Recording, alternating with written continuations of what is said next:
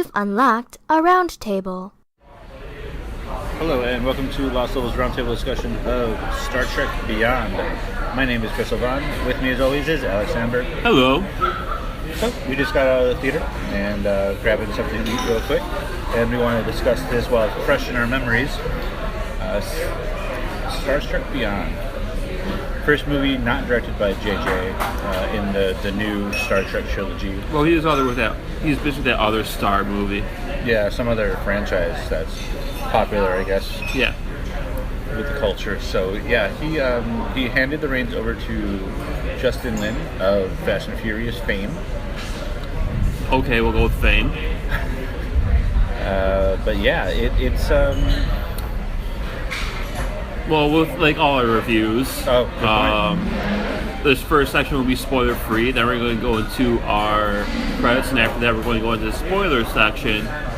So if you don't want to be spoiled, turn this podcast off after we do our sign off. Then we'll get into more details around that. Yeah. So first section is spoiler free, so you can definitely listen on.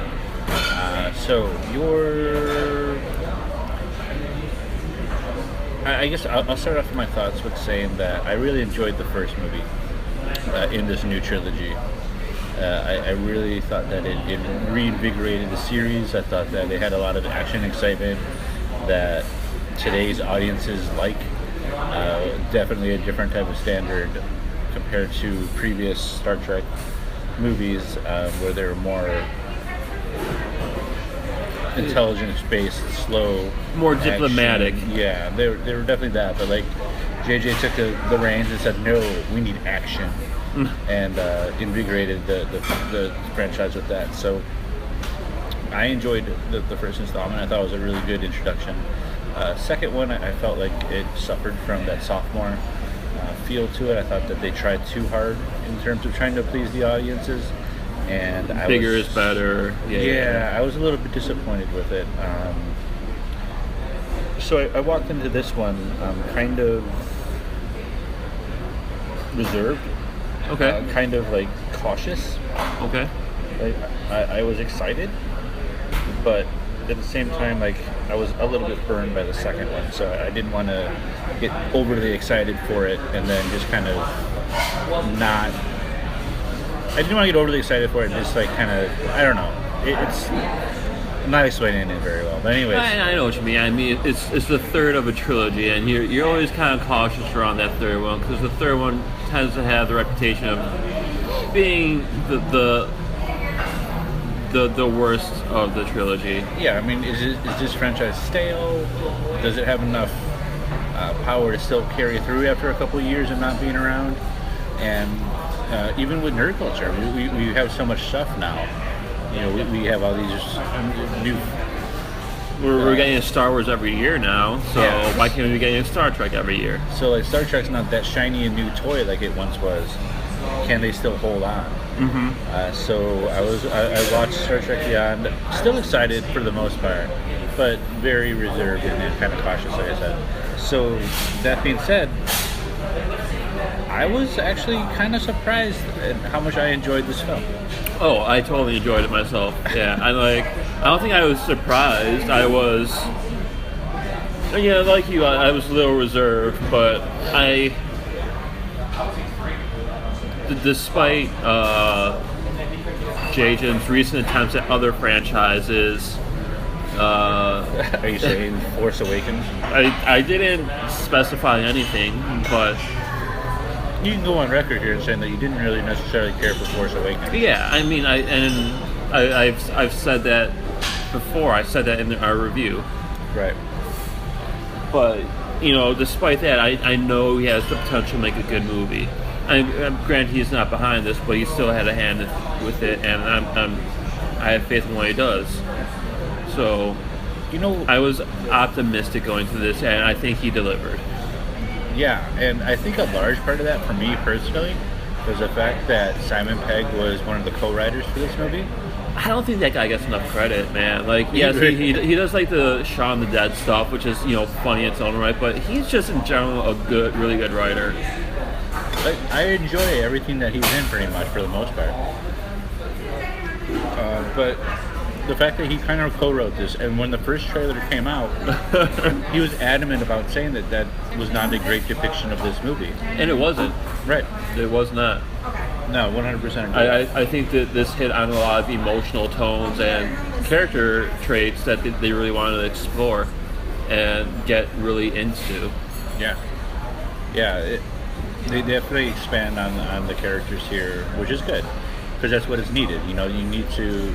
You've been with these characters for 2 movies, going to a 3rd movie. You want to have a little bit more about them. You want to know a little bit more about them. You don't want them just, being friends to be friends and have this huge bromance or whatever.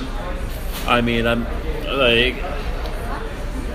I don't know, like let's just say Poe and Finn. Just, like, for example. Yeah, that was very forced.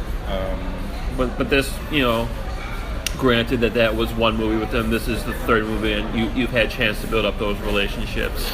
Yeah, and time has passed with the crew. They've all kind of gotten used to each other and really bonded as individuals and partners who are... Or grew apart as individuals in some other aspects.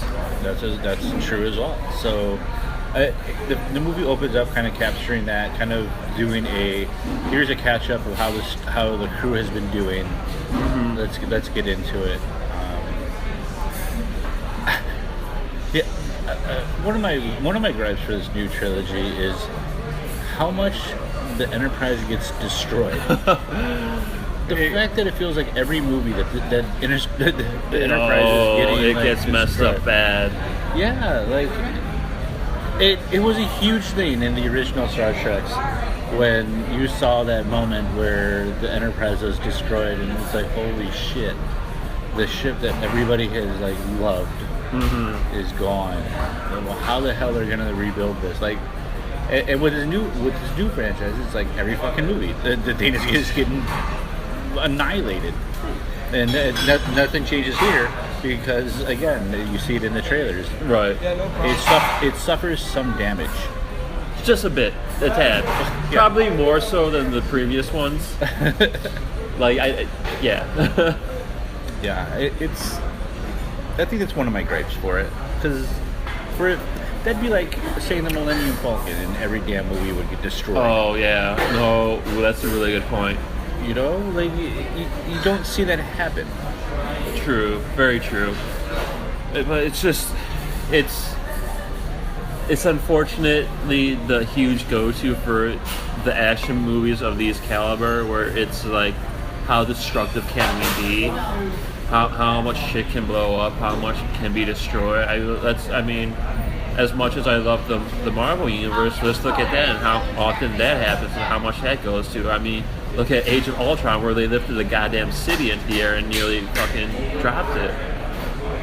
It's trying to figure out, okay, what's gonna keep the audience engaged and interested with these movies nowadays, with action movies, and we have to like do bigger and better every single time. That doesn't.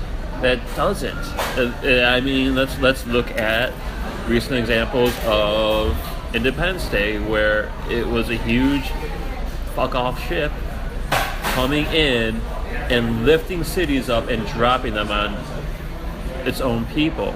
You almost become numb to that. Exactly. Like there's no weight behind it. It's not stylish. It's not clever. It's destruction for destruction's sake. Yeah, and using Abrams as an example again with Force Awakens, it's like, okay, well, the Death Star was only this big, but if let's make Star Killer Base this big and have it destroy 7 planets at one time. There's 5 planets. God. Whatever, dude. Whatever. But a prime number of planets at one time. Exactly. So, like, it's still a fucking Death Star. Come on. Right. But anyways, I've used Force Awakens way too much in this podcast already, and I knew I would. I knew it. Well, it's impossible not to, because for years it always seemed like it was the warring faction between Star Wars and Star Trek fans. It seemed like that. At least media would have you believe that. Yeah, I mean, it's always going to be that, like Android versus iPhone, or you always have those warring factions of PC gamers and console gamers. Yeah, I don't get it because I just like good shit. So I like a good PC game. I like a good console So game. that was the brilliance behind J.J. Abrams in terms of the when he reinvented the Star Trek series. It's then He found a way to bridge that gap to try to satisfy hardcore Trekkies and people who were interested in the franchise but never really got into it because it was more intelligent than their Star Wars. Right. So he found a way to find that bridge and did a really good, successful job on it. So we're in the third movie here, and I was, like I said, I was pleasantly surprised by this. I enjoyed it for what it was. I thought that Simon Pegg did a really good job with the script. he wrote himself into the script a lot as well. I felt like Scotty had a lot more screen time in this one than the other ones. But that's okay. Yeah, I'm fine with that because he's so enjoyable on screen. Yeah, I really enjoy Simon Pegg, so it's good.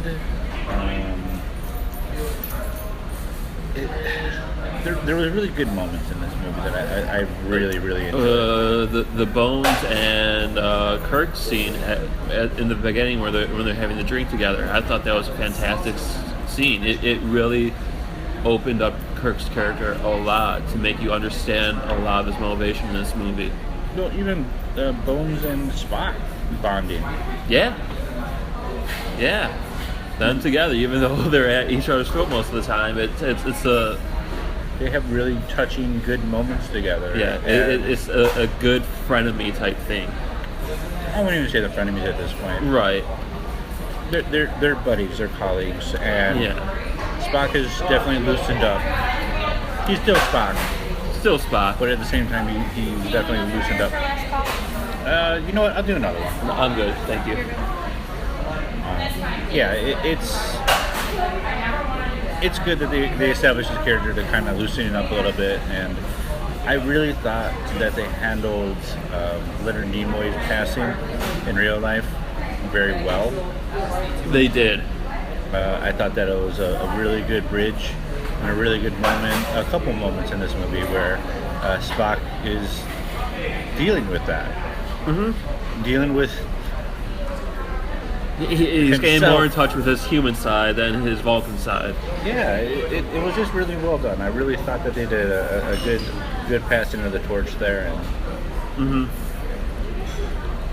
I mean, yeah, in general, just I think like all the acting was on par as well. Like Idris Elba did a great job. yeah, and I don't want to really necessarily talk about his character too much because I didn't know he was in this movie. Oh yeah, that's true. I didn't either. So I don't want to like divulge anything about that. So we'll talk about it in the spoiler section, and maybe that'll be probably better for. Thank you so much. Yeah, you totally. Yeah. So, okay. In terms of story, I guess let's kind of talk about that a little bit. Okay. Where are you on that? It's hard to. Okay, so like you've done a lot of the major Trek stuff already in the first two movies, even like introducing Khan and like doing that type of thing. So where do you go in the third movie? You go beyond, obviously, but how do you feel about the story? I was fine with it. I mean, you know, not being a huge Trek person myself, you know, I enjoy the first movies quite a bit. After the second one, I think I started watching a few episodes of the original series just because I was like, okay, you know, I think I get it. And, you know, I watched this probably, you know, 5 or 6 episodes of the original series. I go, okay, I see the appeal of this now. Mm-hmm. So going to this, you know, it just kind of brings out the idea of, you know, it's just this massive universe with all these intricate parts to it, and yet yes, there's the Federation trying to make everything nice and peaceful, but I mean, you're always going to come up with that conflict, and it's interesting always seeing what they have to come up against. Yeah, in all honesty, I really thought they really built it well. They established the fact that the Enterprise is like an exploring ship kind of being ambassadors to everybody, and they're like it's all about exploration and stuff. So you open up seeing Kirk being, holy shit! Did you hear that thunder? That's thunder right there. Yeah. Whoa. But yeah, you kind of open up with him being like an ambassador, like and doing that. I thought that was a really clever type of. Just trying to bring peace across the galaxy. Yeah, universe, I thought that was good. I thought that was a great way to show that, like, hey, these guys are actually kind of trying to keep peace and maintain like these relationships with these different races.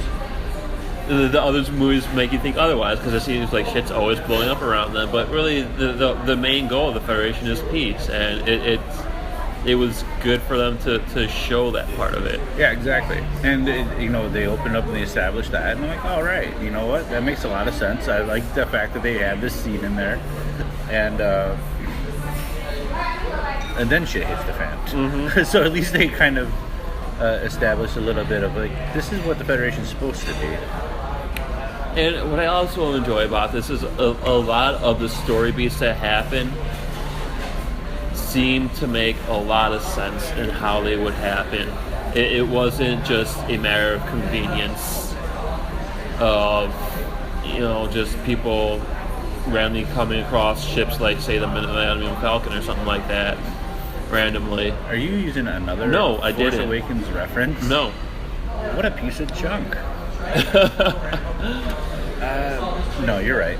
It's for the most part, everything kind of flows naturally. You're not forced into a shoehorn like, right. And there's the MacGuffin. All right. Right. And when things happened, I felt dumb for not thinking, oh yeah, of course that would happen. That makes sense. Right. Because I think a lot of it did make sense. I think in that same vein, one of my kind of gripes was the introduction of a couple songs in the movie. Oh, the first one. Yeah. I listened to a lot of music, and it was one of the, like, a very popular song when I was growing up. I'm like, all right, I like that. I love that song. It's one of my favorite songs. But like, it doesn't really necessarily fit in the Star Trek. Right, and they play it off like saying this is too old school for me, or is that classical music, which is yes, that's the go-to joke for. And they said it twice. They said it twice in that movie. Yeah, for two different songs. Like, is that the classical? Yeah, exactly, and it's the go-to joke. And I feel like I feel like Star Trek did that before. I don't know. I don't know either. But it was okay. There's more of a nitpick than anything. I'm okay with it just because of the songs they use, and I feel like they had to use songs like that, songs we would know. Well, the second one is a callback. Okay. It's a callback to the first movie. Yes.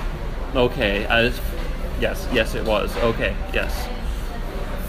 But So obviously that's Beastie Boys sabotage, since I just kind of ruined that.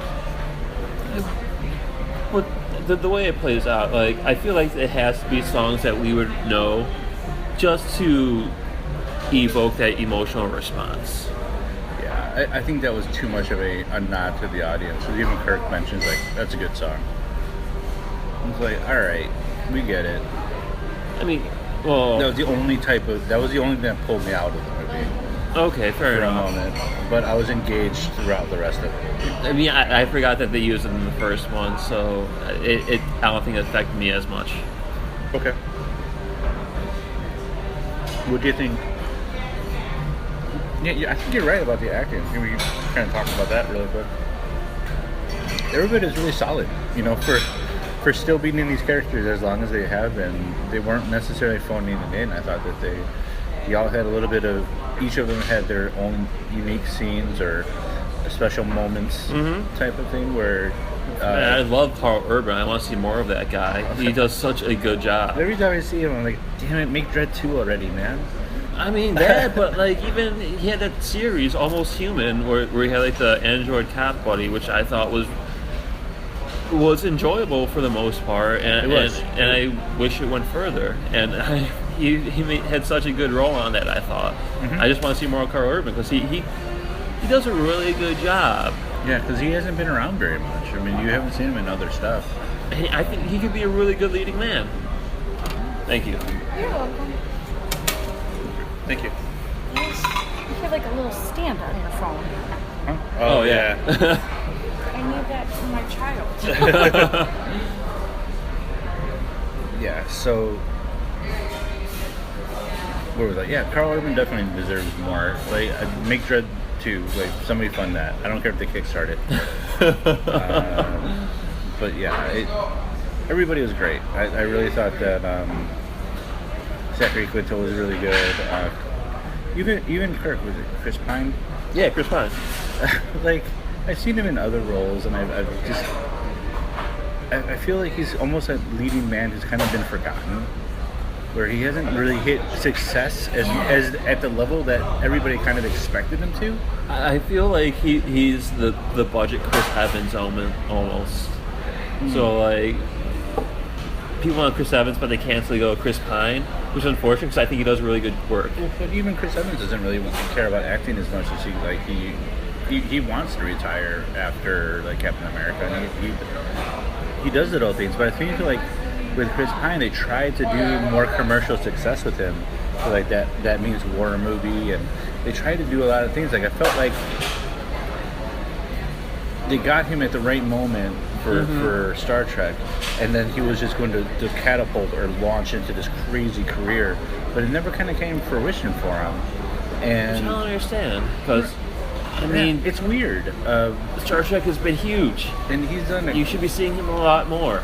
He's done a great job. I think maybe the second part hurt it a little bit because that wasn't as critically acclaimed as the first one. I think this one's getting decent reviews right now, so maybe hopefully this kind of helps him a little bit. But yeah,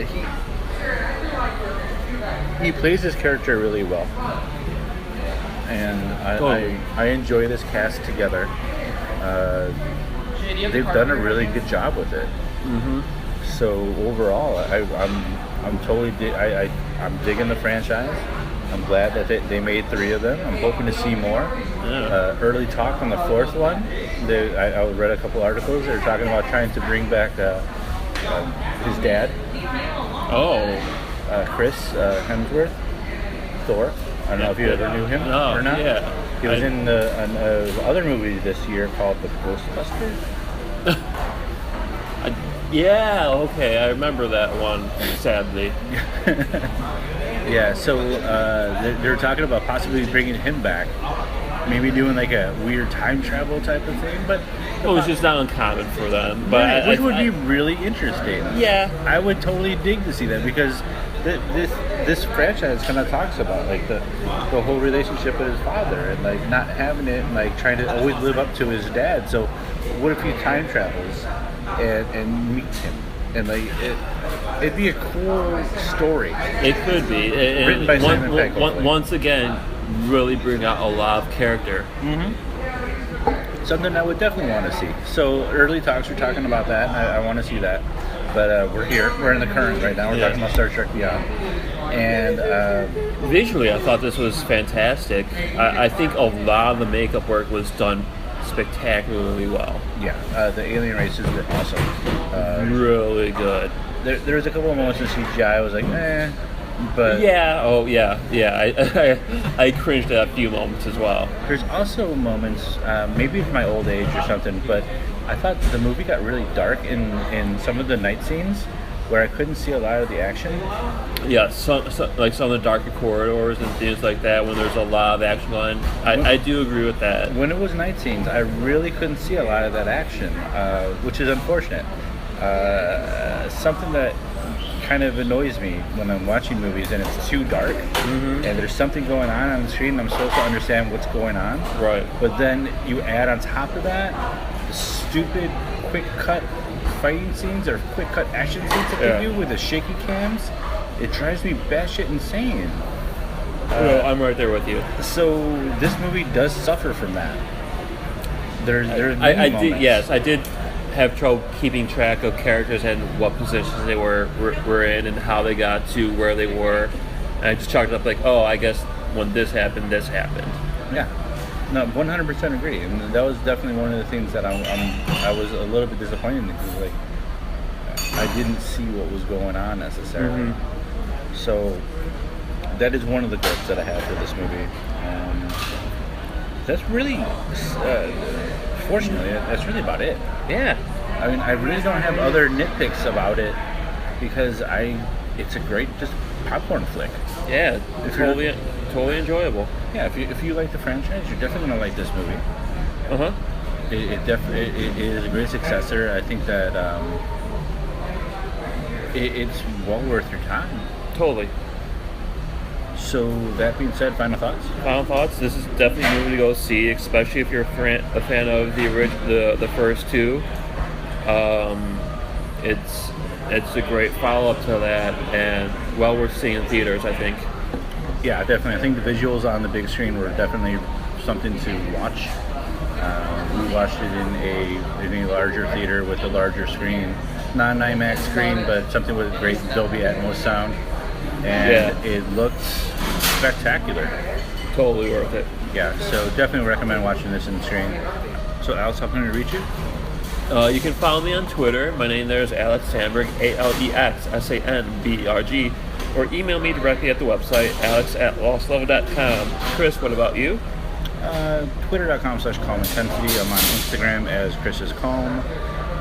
Let's see. Thanks to all my robot followers on that. I really appreciate that. Getting those on a daily basis at this point. So many robots on fucking Instagram. It's crazy. Anyways. I just report them as spam constantly. Yeah, it's crazy. Doing my part. That being said, lostlevel.com is the website. That's the website that we started in the upper right-hand corner. All the links to our social media. We have individual Lost Level Facebook page. We have a feed for Lost Level on Twitter. We have a YouTube channel. So we're really trying to expand our horizons and do more things. So your help is needed in order for us to do that. If you like our podcast, tell a friend. Get us some more subscribers. We'd really appreciate it. So hang on for spoilers. Spoilers. All right.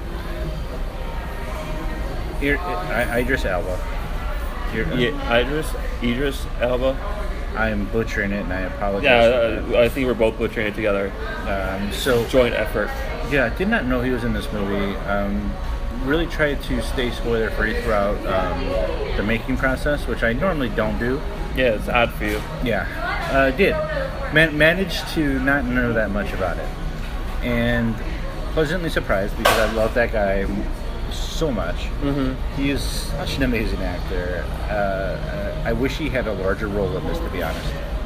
Oh, but he played. He does. Technically he does. He played the big bad guy, and like he delivered that so well. Just his fractured sentencing and how he was stumbling over the English language. I thought he did a great job with it.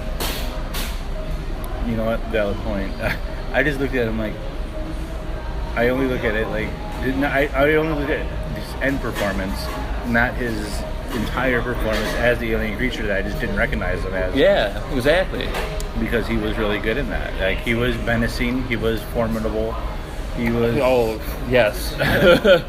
Like, he was a force to be reckoned with. Like, you did not want to mess with that guy. You were definitely scared of that guy. And that was good, because this is... I don't know this character. I don't necessarily call it Star Trek if he's in the canon or not. But for them to use Khan in the last movie and use this character as the main villain, it's hard to kind of follow up after Khan. Like, how do you follow up after that? Right. And for the most part, he was a good enough villain to carry a film. Totally agree. I felt a little curious about, how he was able to just suddenly look more human and had a Starfleet uniform. Like, they didn't really explain that at all. We were just kind of meant to accept it.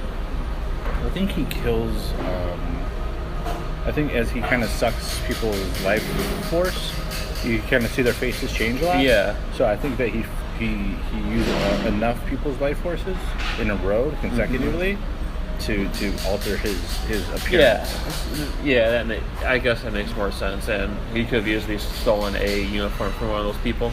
Right. Yeah. It's plausible. It's Okay. definitely something that it can make sense. There we go. The thing Okay. that didn't Describe. The thing that didn't make sense to me was how did he know where the ventilation system was, and what would on the Citadel. I'm using a Mass Effect reference here. Yorktown, they call it. Yeah, I just kept on thinking Citadel. I'm like, this is a live action Mass Effect movie. This would be the Citadel. Oh, totally. Those scenes made me want to play Mass Effect again. But everything makes me want to play Mass Effect again. So that's beside the point. Yeah, like when the Enterprise was getting destroyed and people were getting kind of sucked out, and you kind of see the visuals of like through the broken ship, you could see space. Like, oh, that's like the Normandy, like totally referencing that. Yeah, That'd be great. Yeah. But yeah, it's But that was the only thing that bothered me. Like, how did he know the ventilation system is the weak Well, point? Where is the ventilation system on this thing? Why are we getting my idea out? I don't know, but I guess that could be explained because he was part of the Federation and everything. So he would have had experience, so he would have been there before. I mean, this isn't something that's newly established. It's probably there since before he was born, so he would be familiar with it to some degree. Okay, that makes sense. I guess. I guess. Because he's over 100 years old. Technology is advanced. And I feel like he's had this plan for a while, so he had the means to do research. I mean, he spied on the Enterprise and everything. So. All right, there you go. That makes my suspension of belief a little bit better. Yeah, I mean, we're kind of making excuses for him, but I think it's excuses that do work within the realm. Yeah, totally. What else are we going to talk about here? I don't know. He was the main thing, like, and I kind of touched on it in the non-spoiler section. Like, the Enterprise just gets fucked up all the time. Right, we've never seen it decapitated like that. Like, we've seen it crash land in the previous one, but that was the extent of it. Like, this one, it's... The hive-like enemy, which you see in the trailers, obviously, is, that's crazy, man. Like, that was actually pretty cool. Yeah, the way it was just these drones that, kind of followed some sort of algorithm. Yeah. And they explained the idea of disrupting it in a complex, jargon like that. I was like, okay, I can get behind this. Yeah, I'm not trying to nitpick the You science guys have behind a it. great night. Thank you so much. Thank you. Yeah, I'm not trying to nitpick the science behind it, and I'm sure somebody's going to blow up the science behind everything that's in this movie, but I'm okay with it. It'd be people that really know Star Trek well. Yeah, and if that upsets hardcore Trekkies, because in the original series the science always seemed sound, and they're really trying to advance like the science behind everything, so that's why Star Trek was such a thing. In this movie, kind of maybe shits the bed. I don't know, and hopefully not. I don't know science that well. But I enjoyed it. I thought the action scene was pretty freaking intense. The way that they're like just completely made it a saucer and it crash lands, and like that was awesome. I really enjoyed that. So overall, man, like I'm happy with this movie. Oh, totally happy. It's a movie I'd be happy to see again. Yeah, for sure. So what else you got on it? I don't know. I think that's really it for spoiler sections. I mean, I'm sad that, like, obviously that the passing of Chekhov or Anton. Dude, yeah, that's rough. That you didn't get a lot of him in this movie either. I don't feel. I would like to see more of him. I love him. Yeah, he's such a great character. He was. He was such a great actor. I wonder how they're going to handle it in the future movies. Yeah, that's. But it's sad. It's definitely sad. I mean, they put Leonard Nimoy to rest in the movie. So, that's handled there, I guess. Yeah, and to have 2 passings in the duration of one movie is just really, really super sad for the cast, and Right. I can't even imagine like the stuff that they were going through with that. But they were very tasteful in terms of Leonard Nimoy doing a callback to the original franchise with the picture and that parallel universe, and they did a great job with that. So super stoked about that one. And then I saw at the end, his name pop up, and then for Anton, I'm like, oh man, Right. It was really rough. that hit me. It did. It hit me as soon as I saw him on screen, because it just suddenly reminded me, like, oh yeah, Yeah, he totally. just recently died. That's rough. So I guess we'll find out, because I think this movie's going to be a commercial success. I hope so. It's going to I think do. it deserves it. I think it's going to do well, and they're going to get a 4th movie. So Yeah. we'll see how they handle it. But yeah, and I guess that's really it. Yeah, that wraps up our Star Trek review. All right, thanks for listening, guys. Bye.